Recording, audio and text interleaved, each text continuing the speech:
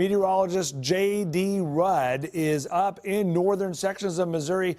J.D., you've been analyzing, you've seen the damage yourself. Tell us what you have found out today.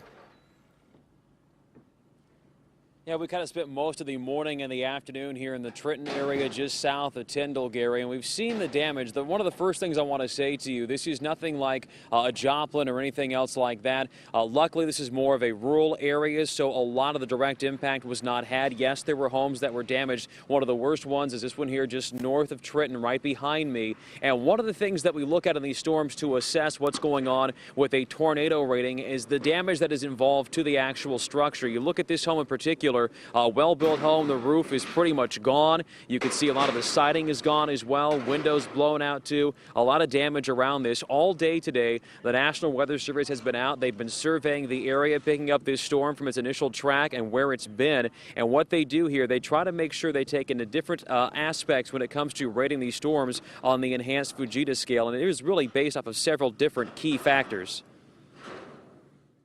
What we're looking for is the degree of damage to a structure, how a house will behave with a certain wind load versus across the street here we have an open pole barn. In essence, with the county and road building here, they behave very differently in strong winds. So we look at how well were they built, when were they built, things like that. And that helps guide us to try to get a range of wind speeds to give us a rating on a tornado.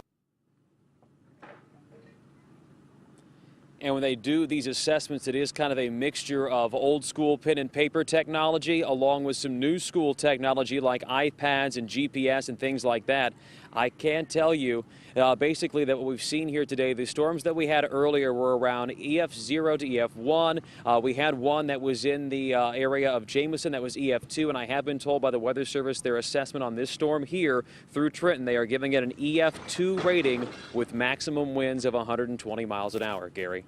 All right, J.D., it's so fascinating. If you can have the photographer pan up into the trees, just looking at the insulation inside the trees is just amazing to me right now. It's fascinating when you see the debris that's been thrown around. Yeah, there's been quite a bit of debris around here, too. I mean, from the things that we've seen, the trees and things like that, just littered with insulation. We've seen across the way, there are 2x4s from this home, which are embedded in the ground. I saw earlier the National Weather Service sent out a photo. It's the classic photo of straw through a tree. It's really incredible to see it up close, Gary. All right. Hey, thank you very much. Meteorologist J.D. Rudd will be checking in with you soon. Thank you very much for your report.